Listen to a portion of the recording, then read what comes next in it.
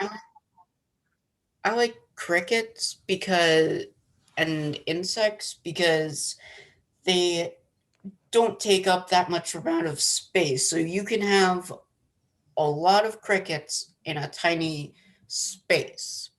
You just gotta provide room to make them worm and squirm around.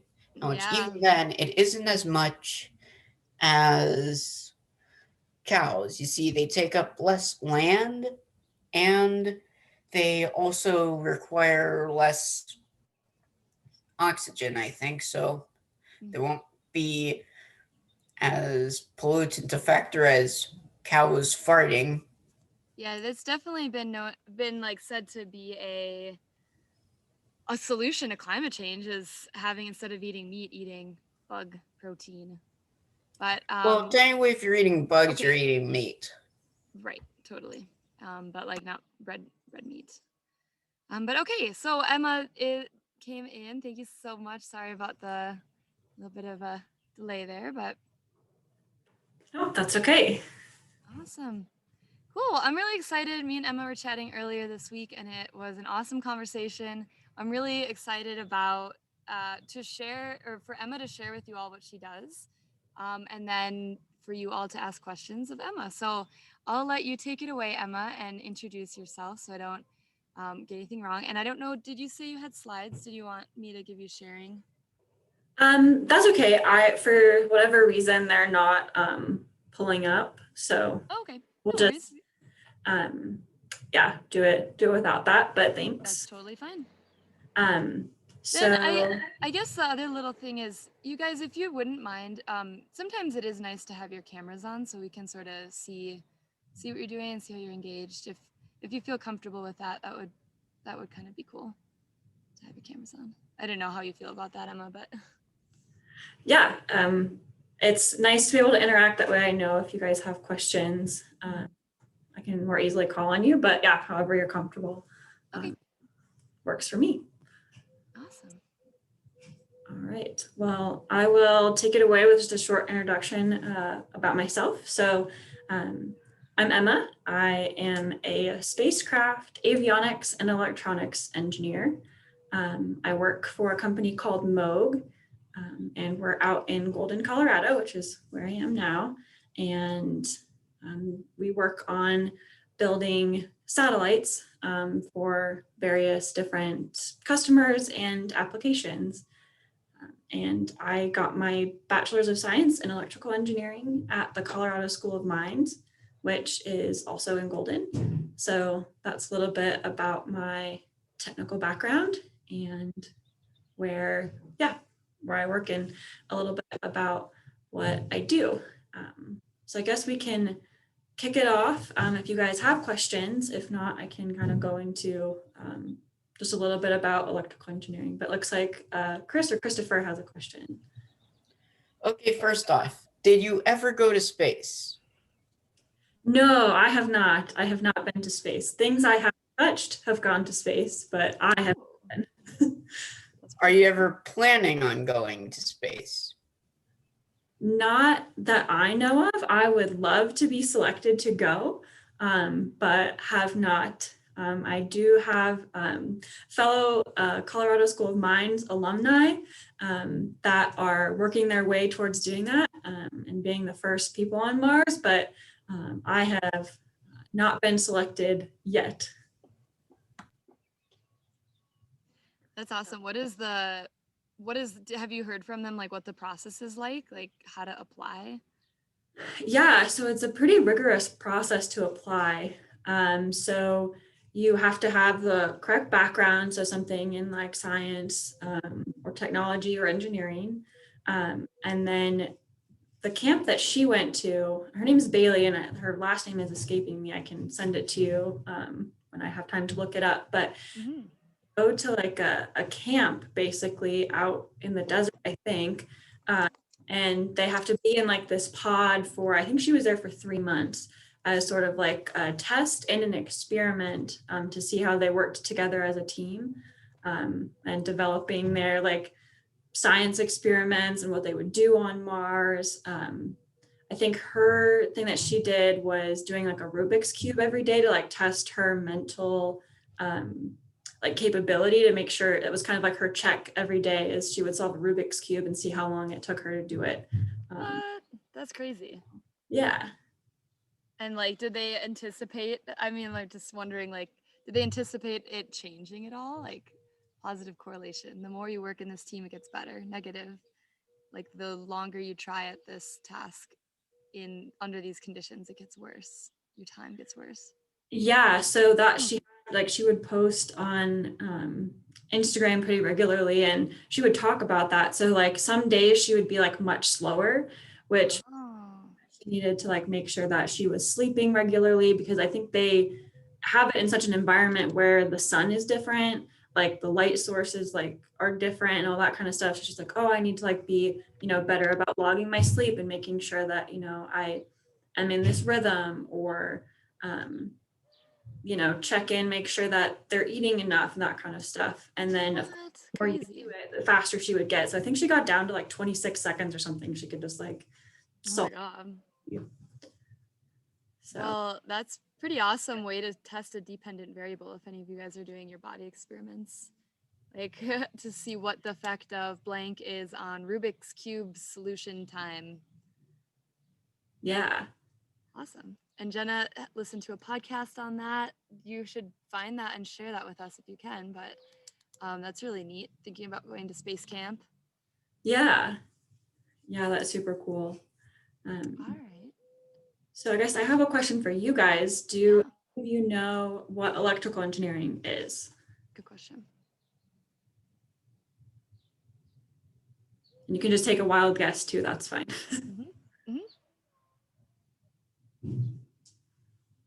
Electrical engineering is when you make sure all of the electrical systems are up and running. Right. Or you're building a system that shall run on a physical circuit. Yeah. And so that is a great answer. That is definitely a huge part of what we do. Do you guys have any like examples of like electric circuitry that you know of? I mean, we're using one right now. One that I remember my sister having this little gadget that would be spitting out metal like a hot glue gun. It would be melted, and you could use it in order to wire the circuit board, a soldering iron. Yeah, soldering iron. Yeah, I remember her doing that with other circuits and things. Yeah. So as an electrical engineer, that's great answers. And you're very right. That's one big part of our job, is to test and make sure that our electrical circuitry works. And a big thing in aerospace, so for satellites, you launch them, right? And then you never get to see them, touch them again. So if something breaks, you can't fix it. So what we do is we test a lot to make sure that we'll test the satellite when it's really hot, or when it's really cold, or, in a high radiation environment, to make sure that the circuitry that we've designed will work in a variety of different elements. Because in space, if you're in the sun, it gets really, really hot. And if you're in the shade, it gets really, really cold, right? You don't have the atmosphere to protect from those huge fluctuations in temperature. So we use special chambers to test our equipment and our satellites. They're called thermal vacuum chambers. So we take out the atmosphere, put it in vacuum, and then again, crank up the temperature really hot and really cold. So yeah, and you'll find that electronics behave differently at different temperatures. So I don't know if you've ever accidentally set your cell phone on your dashboard of your car and it goes, oh, I'm too hot. It's off, and that's because a lot of times electronics won't work at higher temperatures, and so they'll have those temperature sensors to say, oh, I'm too hot, I need to shut down. So we have to test that all of that circuitry that we designed works. So another big part of it is the actual physical design of everything. So in space, there's a lot of very unique, specific applications. So I don't know if you guys are familiar with NOAA. like the weather. Mhm. And there's lots of weather satellites, right? So that's one thing where we have to have very high definition cameras. So when when you're watching the news or watching the weather, you can see the radar and the satellite. And in order to create those images, you have to have very high definition cameras. And so we design our satellites to be able to work with those specific cameras. So being able to talk to them, store the data, compress the data, and send it back down to Earth. So we have to design all of those systems for a specific payload. So sometimes they're cameras, sometimes, for communication satellites, they're really big antennas.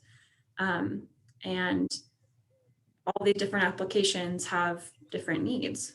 And as part of electrical engineering too, you can go into power, work on the power grid and things like that here terrestrially on Earth.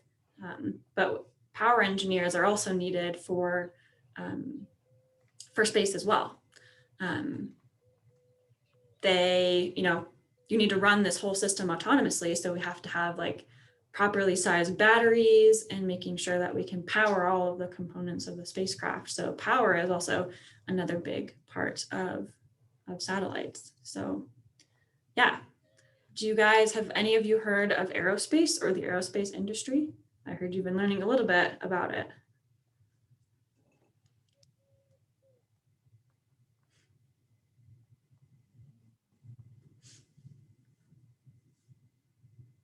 CJ says yes.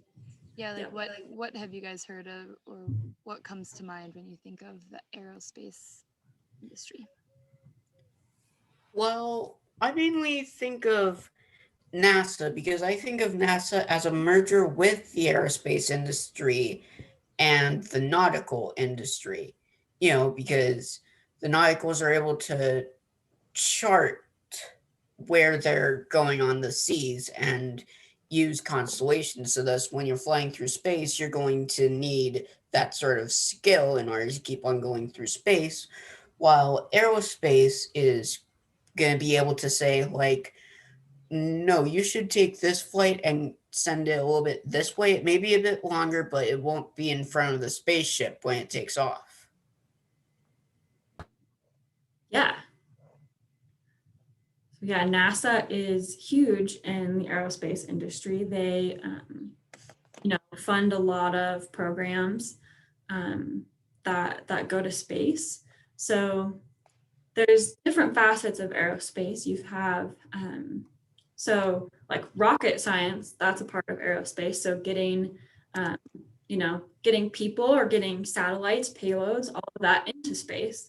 So that's a big part of it. So that's NASA, a big one, SpaceX, right? We've all heard of SpaceX and all the really stuff that they're doing with reusing rockets, which is awesome, not only for the technology, but for the environment too. And then you have the payloads or what goes to space, right? So that would be things like, Orion, that's going to be a payload. So that will take a rocket ride to space, and they'll be doing the non-manned flight first, and then hopefully eventually be doing a manned flight for Orion. Things like Holly and I in our conversation talked about OSIRIS-REx that's going out and doing science on asteroids, which is really, really awesome. Yeah. And When you say payload, what do you mean by that? Oh, yeah. So that is a term, and thanks for asking. Yeah, I was like, wait a minute, that seems like just a word that you put in there and I don't know what it means. Yeah, so that's a very common word in aerospace, and that's the part of that sits on top of the rocket. So you have at the top what they call a fairing, and inside of that is what they call a payload. So that can be a satellite or a lander, like they're working to get to the moon and start to kind of colonize the moon. And anything that basically is taking a ride on a rocket is called a payload. Oh, okay. Payload. I wonder why, like that word. But anyway, this. Yeah. Yeah, I'm not sure. It's just a common term that, I use every day and don't think too much about. So, Yeah. Jargon, right? yeah. Cool. All right. So do you want, let's see, are you looking at the chat as well, Emma? I don't know if any of this sparks the next Yeah, iteration. I am not. So if I Okay. should be doing that. Oh, Oh, that's okay. I can read some stuff here. yeah. Um, I don't really understand your comment, Leonardo, TF2, but Christopher mentioning that NASA is part of the military. I mean, that is kind of an interesting distinction if we want to go into like who. I find this really fascinating to know that all this technology, it's not humans, right? Like you're dealing with metals and power but it all is run by humans. So humans talking to each other, different companies organizing, like that sociological part of it for me is really interesting. And I think maybe some of the other students would Well, find. it's just that many astronauts were a part of the military, so a section of NASA is probably still part military and is possibly funded by the military. Yeah. So the way that um, I guess that I know of it is so NASA funds a lot of the civil programs. There are classified programs in aerospace that are contracted directly from the military. And those are things like, highly reliable GPS satellites. That's one thing that was originally like military technology that was, now everybody has access to GPS, right? Mhm. We use it every day. But that's one of the big programs that was classified. Um, but NASA, I think, is more on the like civil side of things. There is now, I don't know if you've seen the show on Netflix, Space Force, uh, Mm-mm. but there is another branch of the military that's a kind of goofy show, like poking fun at it. But it is a real thing that's happening, and they are looking to, use. That reminds me of another show Yeah. called Hey, Space CJ. for All. CJ, let's make sure we let her finish. So yeah, thank you. Um, so yeah, so I'm not sure that NASA is directly funded from the military. I think that's kind of above my pay grade. But when we win programs from NASA, it's things that I can talk about, you can Google online, like everything, nothing is classified. And that's like the main programs that I work on, is what they would call like civil programs. So things that are out there for science, but yeah, I mean, there definitely is like a military aspect to it, but I don't do work with that, but I know it exists. When I worked at Lockheed, that was, you know, a part of their campus where I worked, but didn't get to be involved. So yeah. Hmm. That is curious. Okay, so I think there is another question in here. Owen had a really great question about modeling. Mhm. So, and if I'm understanding your question right, Owen, it was like, how do you model space? I guess you touched a little bit about that with the thermal vacuum chambers. Um, Yeah, so we do a lot of different things to basically fake space.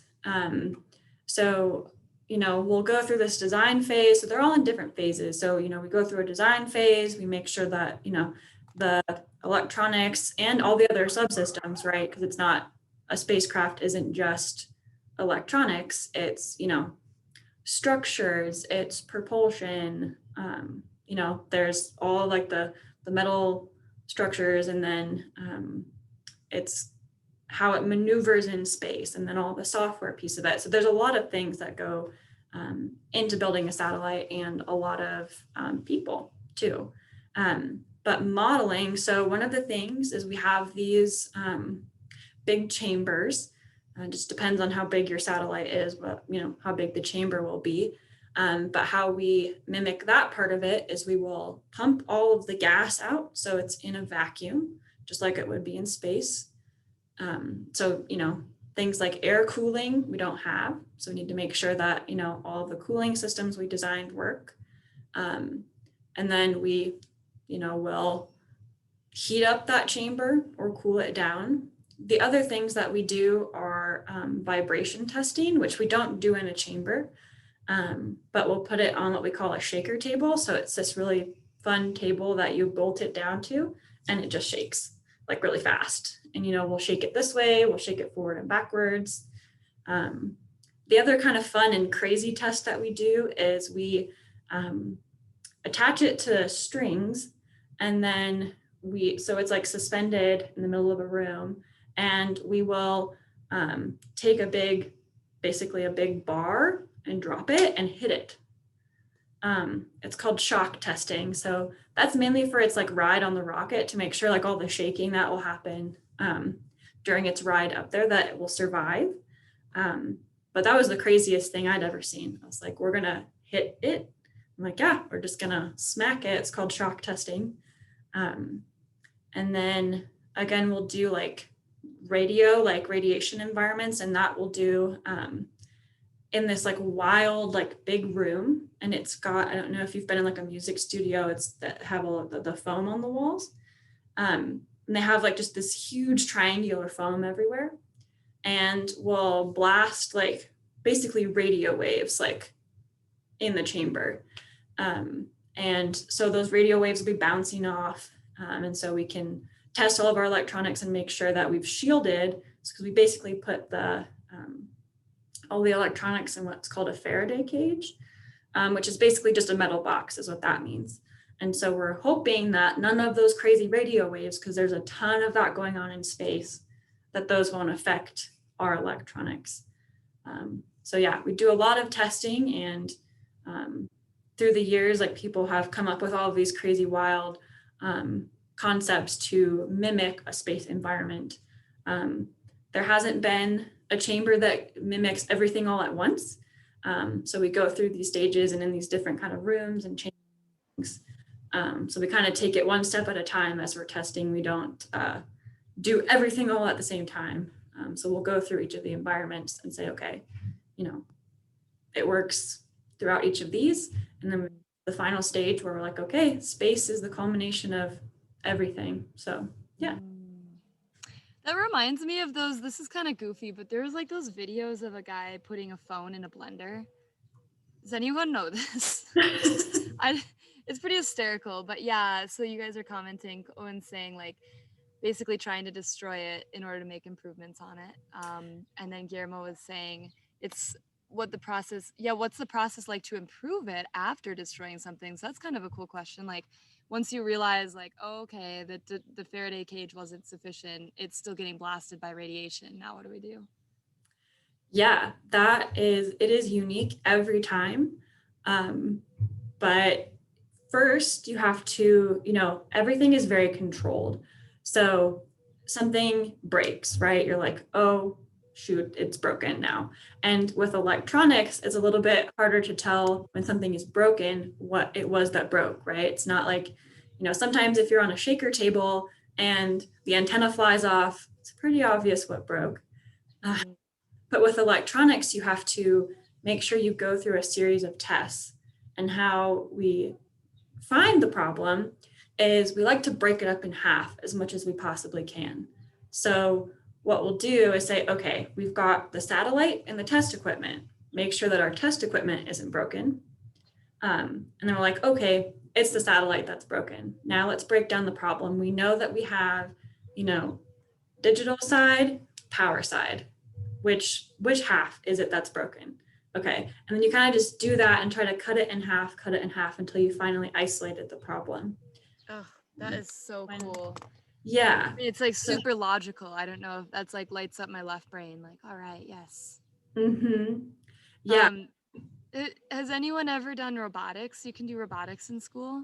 I had an experience where we were basically down to the wire, and we did that exact test and tried to figure out what was going on.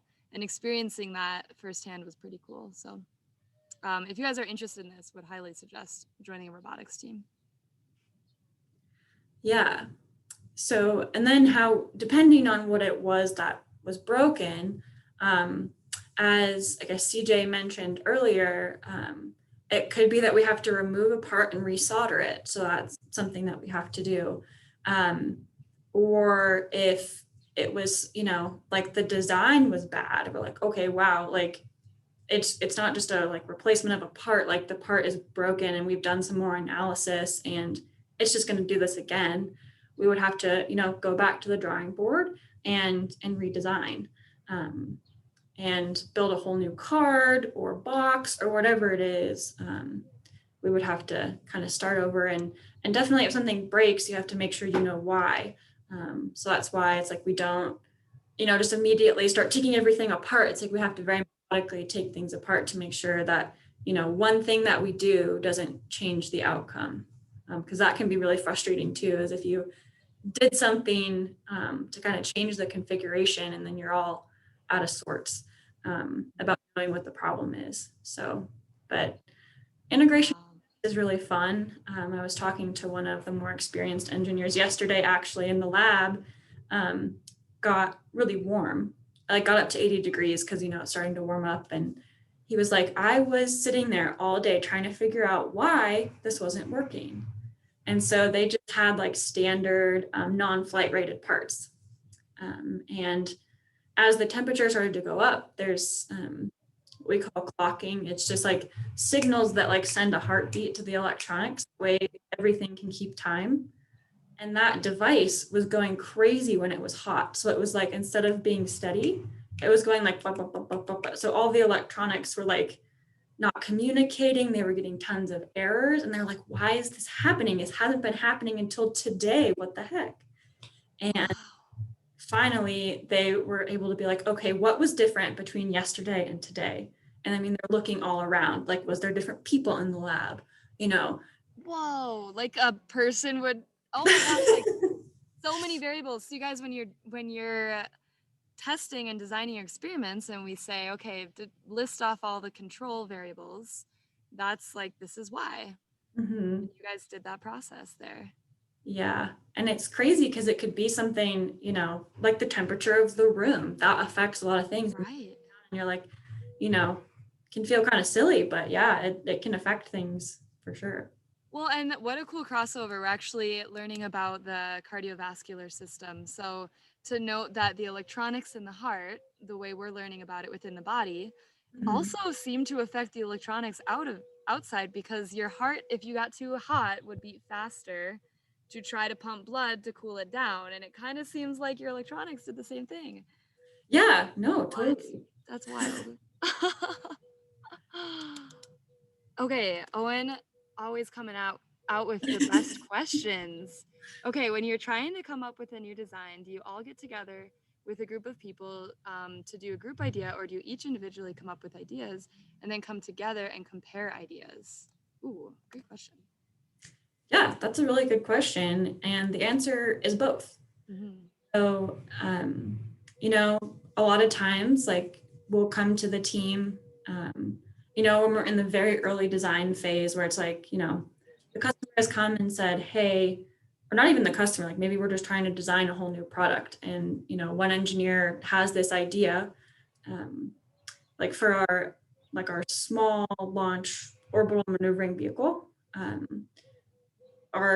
My coworker Chris Lawfrey was like, okay, it's like there's CubeSats, so like tiny satellites that need to go to different orbits. This is a problem, and then he came up with a solution to solve it. And had this like crazy harebrained idea, came to the team and said, well, I'm not an electrical engineer, I'm not engineer, but I have this idea. Can you guys like help me make it a reality? And that's what we did.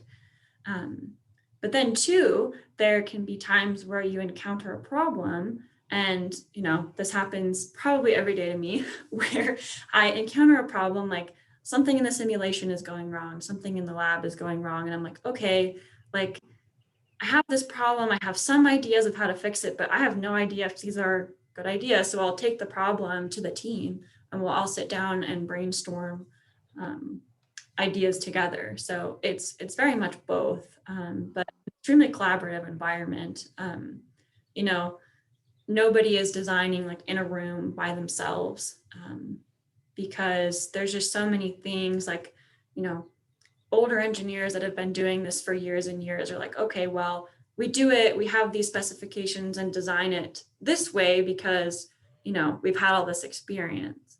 And then myself as a younger engineer, I can come in and say, well, with this new technology, or, you know, we're able to cool boards more now so we can put like little parts closer together, or things like that. Like I can come in with like new experience or creative ideas because I haven't been doing it for very long. So, you know, it's definitely a very collaborative and creative environment.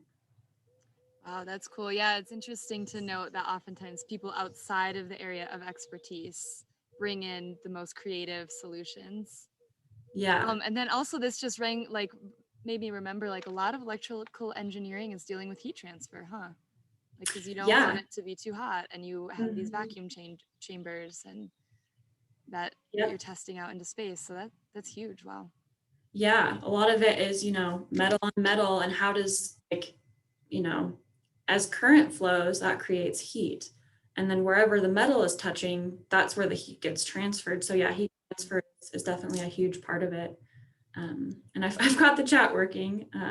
Oh, cool. Yeah. So then jump whichever these are interesting to you. And Yeah, yeah, the these are question great. about the longest project I have worked on. So I am in my 5th year of my career. So haven't been, some may say like a while or not very long at all, depending on your perspective. But so the longest project I've worked on was a year and a half.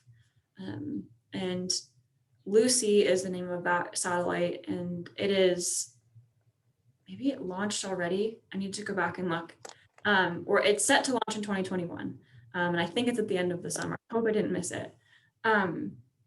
And then the project that I'm working on now is set to launch the following year. So that'll have been like 2.5 years. But a lot of folks in their career have worked on programs for, you know, 10, 15 years. You know, it depends on the complexity of the program. I think there was a really good question about what happens when something breaks and you have to go all the way back to the beginning and start over. And sometimes that happens multiple times. So especially when you're making something that no one's ever made before, it tends to be a long, arduous process as you're trying to, you know, work out all of the design flaws and things that you know, you can analyze it to death, get into analysis paralysis is what we like to call it. Never, you know, at some point you have to break that cycle and build it, and then just see what's going to happen, because it's hard to think of everything. But yeah, this is moving much faster now too. We're able to develop products a lot faster. And I think someone asked, is it like electronics that are in your phone or computers? And that's exactly what it is. It's space computers is what I work on.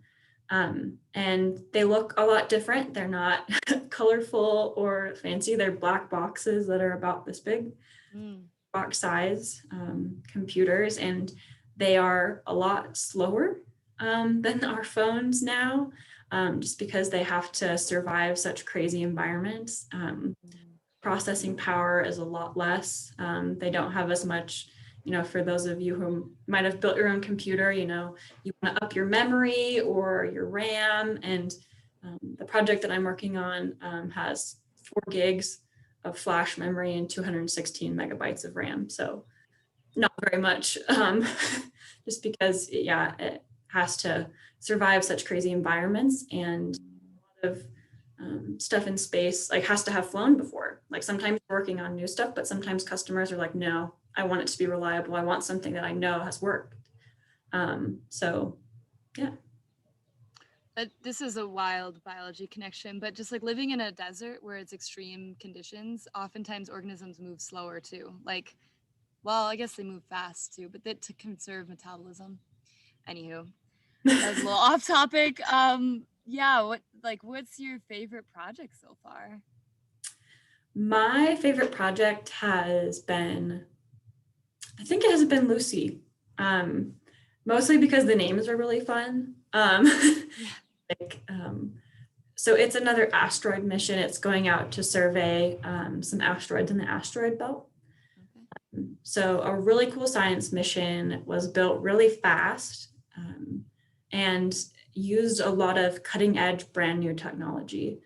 So I was able to work on the digital side of things and design, basically increase the firmware capacity on one of the cards, which again is like pretty standard for like, you know, terrestrial electronics now, but hasn't made its way into the space industry yet. So that was really cool. And you know, just awesome to be able to see something launch, like start something and then know that it's going to launch this year.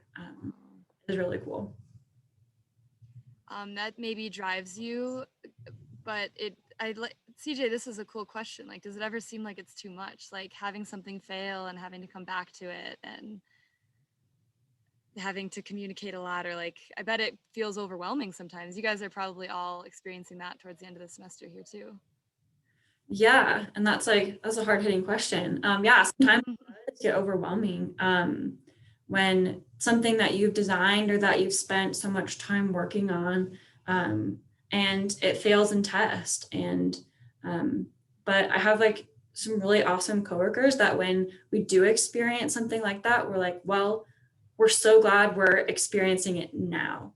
You know, what happens if this happened on flight? We wouldn't be able to fix it. Like that would be terrible.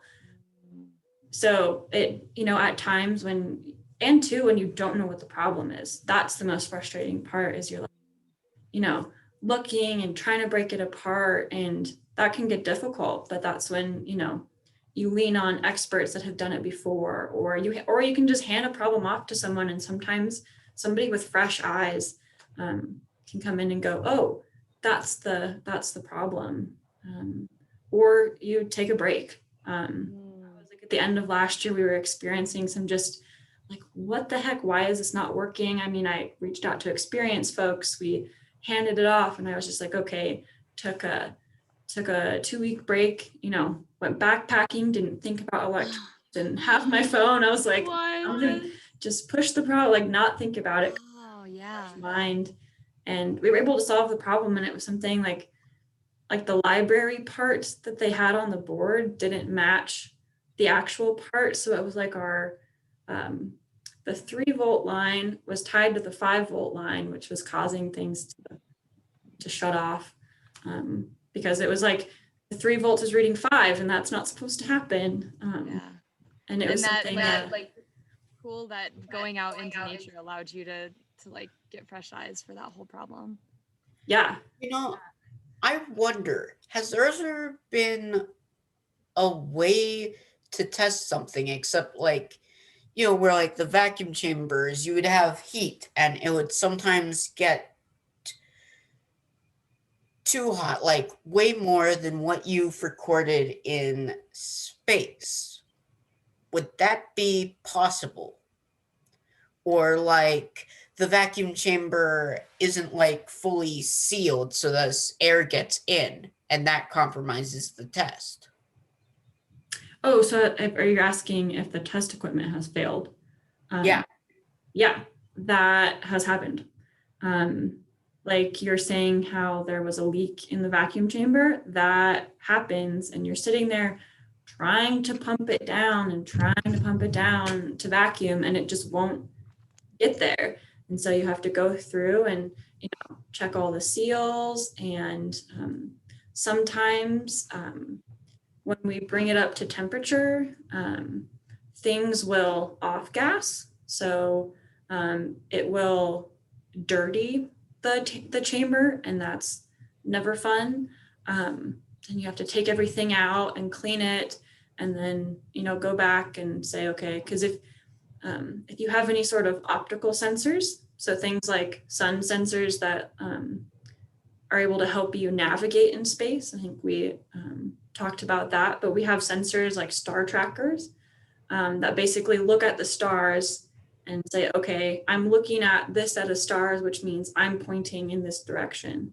And if that lens gets, you know, covered up with, you know, this sort of film that happens when parts off gas, then you have to go in and go through a very special cleaning process, because those are very important.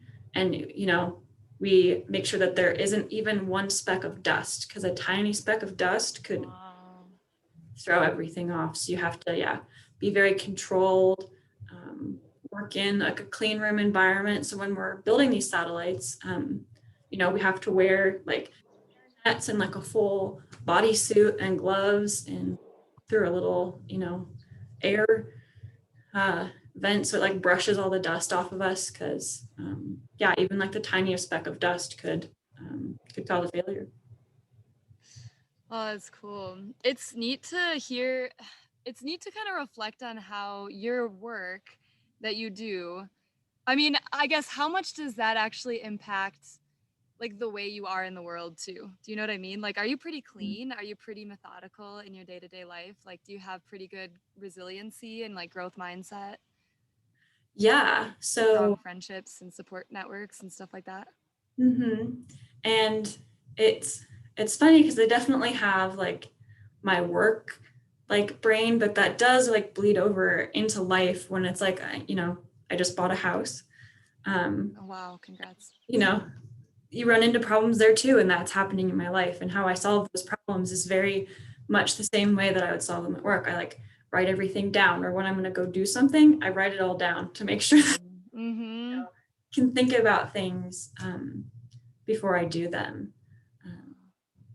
Super cool. I think we'll end with these two questions from Guillermo, Okay. coming in with our final two. So favorite part of the process, and then I do think this is funny. Yeah, do you have Wi-Fi in space? So one of my very good friends is actually working on space Wi-Fi. It's not something that so I guess there is a sort of like Wi-Fi in space, because satellites have to communicate to each other. And it's more, I wouldn't say it's Wi-Fi so much as is like the GPS on your phone. So that's a lot of what it's like when they're talking to each other. But it is wireless communication. But they are looking to have Wi-Fi in the Orion capsule. So that, they're working on that for sure. And my favorite part of the process is when something launches. So when I can say like something that I worked on, that I plugged in, that I helped to put together, is going to space. It's, maybe not me going, but it does feel like a part of me gets to go to space and, in some way further science, or, help us communicate better on Earth, working on communication satellites. So yeah, like hands down, my favorite part of working in aerospace is that. Oh man, thanks so much, Emma. This has been so great to chat with you. Yeah, and I'm excited. If you guys have any other questions that you start thinking about after class, just let me know, and I'm sure we can get them to you, and you'd be happy to answer.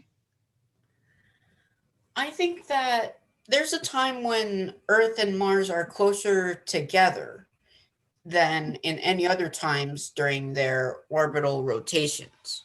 So will we be taking off during that portion? Yeah, so when we launch satellites, or getting to Mars, so I don't know if you guys have done research into any of the Mars landers, but there is a very specific launch window that they, calculate where the planets are, where they're launching from on Earth. That's a big part of it too, playing into like how you're going to get out there. And so, yeah, that's all thought about and very calculated about what will be most efficient. And that's a whole job in itself, orbital mechanics for sure. But yeah, there's very specific time windows. And if you miss them, like sometimes, it'll be years before you can hit that. But the Voyager documentary on Netflix, really, because they had a very narrow window to launch Voyager, so that way it could kind of survey all the planets as it went. And yeah, that was a very cool documentary and goes into a lot of fun stuff about aerospace. Oh, cool. That's a great recommendation. Lots of movie nights, but it's, oh, is it possible to, okay, now you guys are really getting going. Is it possible to create a solar powered rocket? Oh man. That maybe, and you can default if that's not in your zone of expertise. You know, I don't think anyone has thought of it yet. And my first Ah, with solar power is it's going to have a big battery because ah, a lot of like instantaneous power. But Well, when I think of solar power, I think of anything that requires a sun to either power it or move it. So there can be like solar winds and aluminum panels in order to like getting pushed, thus helping to propel the spacecraft through space. okay. Yeah, I mean, that's like solar wind and like particles like building up on one side of it to help like push it. Um, that's, I mean, something that people are definitely looking into. And if you guys are interested, you know, in that kind of work, yeah, continue doing what you're doing and asking all of these like wonderful questions. And if someone gives you the answer of like, I don't know, I haven't heard of that, don't put it at the back of your mind. Be like, wow, okay, this could be something, this could be an invention. Yeah, you guys are asking such awesome questions. This has been great. So hopefully it's, sparked and inspired you to keep asking more questions. Yeah. Oh, that's so awesome. Yeah, I'm definitely like, I've gotten a better glimpse as to the whole process of what it takes to get out into space, and like your role in it all is really incredible. So thanks for doing what you're doing, and thanks for taking time out of your, it seems like pretty busy day to talk with us all. Yeah, no worries. I appreciate your time and really appreciate the questions. This has been great. Cool. Awesome. Well, we're going to go ahead and log off if you guys want to unmute yourself and say thank you or type whatever your last comments into the chat. And then we'll close on out. Thank you so much. You're welcome. Bye, guys. I want to read all your comments. I'm going to hang on. I know. Yes, you're welcome. You're welcome, everybody.